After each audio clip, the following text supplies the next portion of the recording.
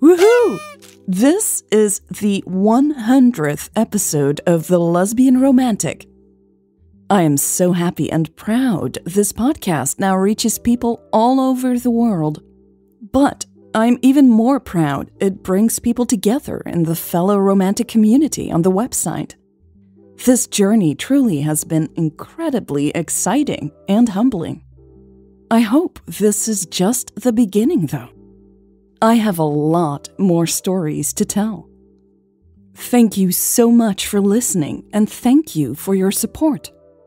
A special thank you to Muriel, my wife, who has encouraged me to make this dream a reality every single day since episode 1. Now, let's get started. Welcome to the Lesbian Romantic Podcast. This is Connection Concealed, Part 4, The Rebel. Previous episode. It would be a big mistake to underestimate the enemy when there is so much on the line for you, ma'am. Why on earth is she coming here? Why the change of heart? Maybe it's not a change of heart. Maybe she's doubling down, playing us.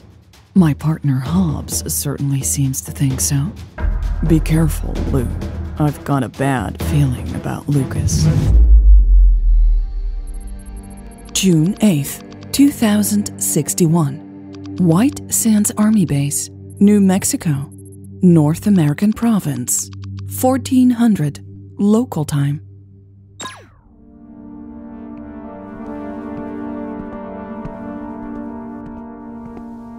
Louise got a first glimpse of Eleanor Lucas through the glass wall of the large conference room. Lucas was leaning back in her chair as if she owned the place. Louise had expected her to look uncomfortable, intimidated even. But if Lucas felt any of that, she certainly didn't show it. The man next to her did look appropriately tense, though. He was studying the room with a clenched jaw. His dark clothes made him look like a guard of some kind. The man seemed suspicious and on edge. But not Eleanor Lucas. Lucas looked awfully relaxed and casual. She was wearing jeans and an army green shirt with a pen sticking out from the chest pocket. Her hair was lighter than on the pictures Louise had seen. Curls bounced playfully every time Lucas moved her head. Louise stepped into the room without further delay. Lucas's cool gray eyes immediately focused on her. The rebel leader arched an eyebrow, slowly taking in Louise from head to toe. Louise ignored the judgmental stare and walked over to the captain. "Sir." "Thomas," McConnell said gruffly. He gestured in the direction of their two guests, not even trying to hide his dismay. "Miss Lucas and Mr. Woodward." Louise gave them both a curt nod. If McConnell wasn't faking hospitality, she wasn't going to either. "She's the other one traveling with us?" The contempt in Lucas's voice was unmistakable. McConnell cleared his throat. Louise could tell he was having a hard time controlling his temper. "Yes, this is First Lieutenant Thomas. Major Becker and Second Lieutenant Hobbs will be back in a moment." He met Louise's eyes and gestured at a chair. Louise got the hint and walked over to a seat as far away from Lucas and her guy as possible. She would let Michelle sit opposite from Lucas. She knew that's where Michelle would want to be, right in the middle of the confrontation. Louise also needed some space to process what she had just heard. Hobbs had been in here already? Why was she the last to join them? How had she failed to notice that Lucas had arrived early? And what else had she missed? Louise looked around the room, narrowing her eyes as she studied everyone and everything in it. Her gaze soon fell back upon Lucas. She was writing something in a paper notebook. You have got to be kidding me, Louise thought. She bet Lucas had brought that notebook just to make a point. Paper had been a rare commodity for over 20 years. Louise's observation of Lucas was interrupted by her guard. He cleared his throat and frowned back at her. Woodward's pitch-black hair was just 1/4 of an inch long. His eyes had the ferocity of an attack dog. She half expected him to start growling. Michelle and Hobbs marched into the large room. Michelle looked surprisingly refreshed and, of course, stunning. Louise felt the lump in her throat return. Being in the same room with her ex-lover twice in 12 hours was messing with her head. And hormones. Hobbs slipped into the chair next to Louise. Captain McConnell hesitated for a moment, glancing in Michelle's direction uncomfortably, but then sat down too. Michelle stayed upright, of course. She crossed her arms and stared down at Lucas. All right, we will leave our vehicle behind at the border. Lucas nodded with a satisfied look on her face. I will make sure no one touches it. Michelle huffed. We're not leaving it there. It will drive itself back. Lucas lifted her shoulders in a shrug. As you wish. Michelle ignored Lucas's snotty tone and calmly nodded at Hobbs. He woke up his terminal, waving his hand over the screen. The map of the Fire Blue territory popped up on the wall. Louise noticed it had a lot less details. She assumed Michelle wanted to hide the extent of the intel the global army had on the area. No need to let the enemy know. Our team will inspect 1 location per day, Michelle said. She pointed at one of the circles. We will start here. Lucas made a note with her ballpoint pen. All right, she said. Your team has to keep a low profile the whole time. She glanced at Louise and Hobbs. And stick to the cover I created when talking to the staff, she added, turning back to Michelle. Louise's nostrils flared. She did not appreciate being talked about like she wasn't in the room. Michelle just raised her hands in understanding. If you want to lie to your people and pretend we're friendly visitors, sure, we'll play along. Louise's eyebrows shot up. She quickly glanced at Lucas. It was the first time Louise saw the rebel leader lose her cool composure. Her eyes were burning with anger. This was obviously a sensitive topic for Lucas. Something to remember, Louise decided. Let me remind you we are innocent, Lucas hissed. These accusations are unsubstantiated. A political excuse to keep us on the terrorist list. So don't you lecture me about lying to the people. Michelle wasn't impressed by Lucas's declaration. She smiled and pointed at a different spot on the map. Our team will be allowed to send in reports through satellite connection from this area. Lucas folded her hands on the table. She seemed back in control and exchanged a long look with Woodward. Fine, she finally said, but only 1 transmission per day. Michelle zoomed in on another circle.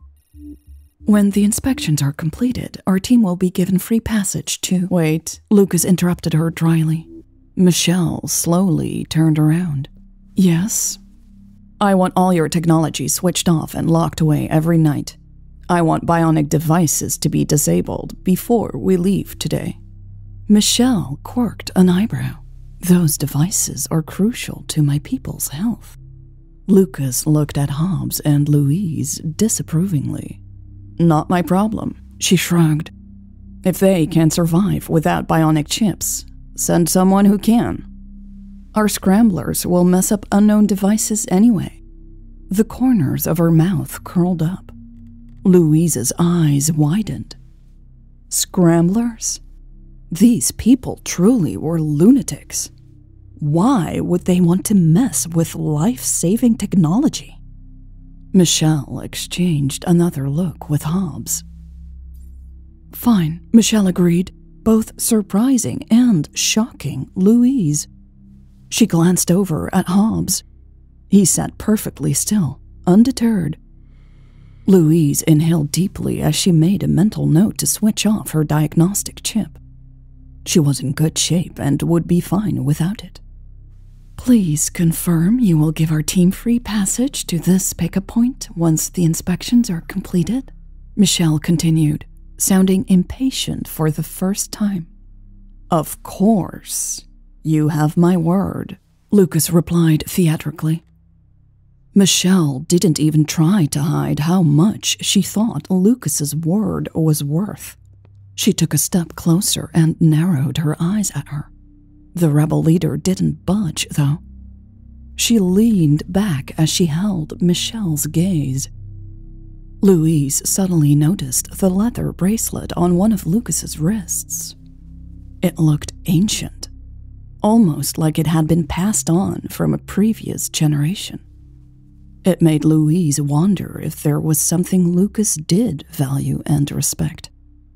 Hobbs, Thomas, go back to your stations. Prepare to leave in 3.5 hours, Michelle said coolly, interrupting Louise's thoughts. Louise quickly got to her feet. She made a point of not looking at Lucas while leaving the room. There was no reason to be polite to this cold and calculated woman. Lucas clearly had no respect for any of them, after all. That feeling was mutual, Louise thought.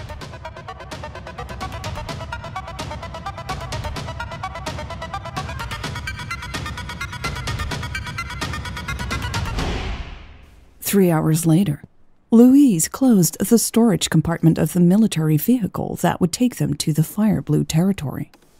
She had spent the last hours briefing her team and packing equipment. Now she was all set and ready to leave. Louise stepped out of the pod. She frowned at the vehicle parked next to it in the underground parking lot. It was an honest-to-God car. It still had a round steering wheel and everything. Louise shook her head and glanced at her watch. If she hurried, she still had some time to freshen up in one of the bathrooms. She would use the old changing room in the back of the building. It was usually deserted, and she really needed a moment alone.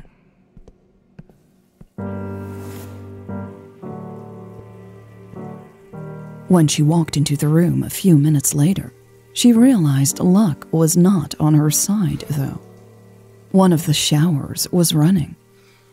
Louise hesitated for a second. Maybe she could try the bathroom in the basement and have some alone time after all.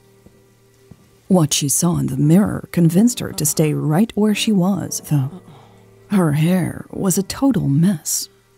She should have come here to tidy up much earlier. Her t-shirt stuck to her back from the relentless heat. She wished she had brought a spare to change into. Louise listened intently for signs the other woman might come out of the shower stall. She thought she heard the bleep of the shampoo dispenser being used. That meant she had some time left. She quickly unbuttoned her uniform top. Her eyes fell on the water tap above the large metal sink. Please be cold, she thought as she waved her hand in front of the sensor. Oh, yes, she groaned. She held her hands under the tap for a while, enjoying the feeling. A quick sniff under her arm told her her deodorant was holding up for now. She tapped the screen of the towel dispenser and got a rough cloth in return. She held it under the running water and then washed her face and neck. Once she was ready, she gave the towel back to the dispenser. It was time to rein in her frizzy hair. She tugged at the elastic band and let it fall onto her shoulders. She would have to manage it without a comb for now. She winced as she tried to smoothen it back into submission. You can use my brush, a cool voice said, startlingly loud. Louise nearly jumped. A look into the mirror made her heart sink. Standing just a few feet behind her was Eleanor Lucas, with damp hair and a fluffy towel tucked under her arm. She was waving a brush in the air. It's very old-fashioned, though.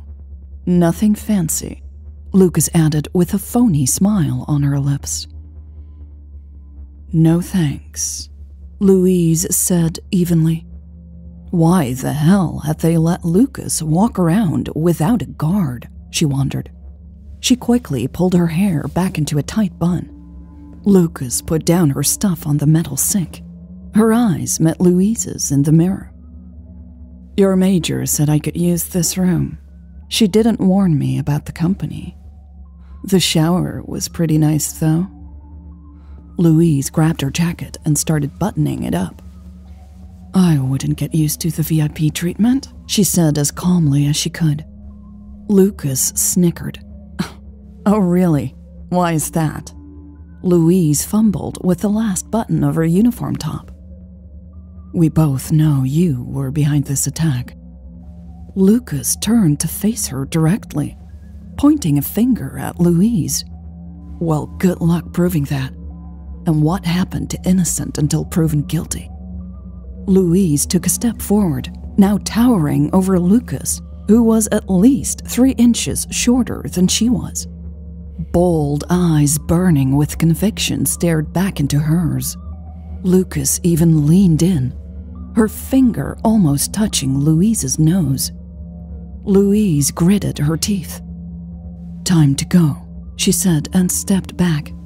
Unless you want to enjoy our fancy facilities a bit longer, before you go back to your old-fashioned ways. Louise didn't wait for Lucas to reply and walked out of the door.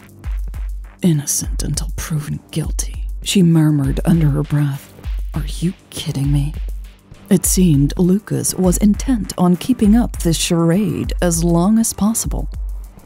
Because that's what all of this proclaimed innocence was.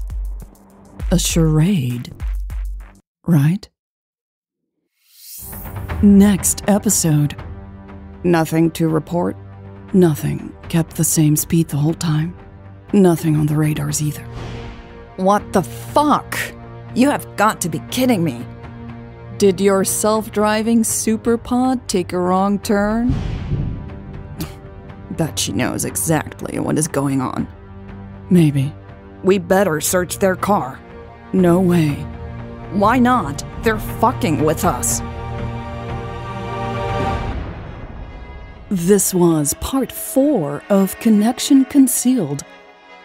Thank you so much to the supporters of this podcast. It is thanks to your financial contributions I was able to create this 100th episode. If you find value in this podcast and want to help make sure I can create another 100 episodes, or maybe 1,000, go to lesbianromantic.com/support and become a supporter too. All right, how about some bloopers? She quickly glanced at Lucas. She thought as she waved her hand in front of the censor.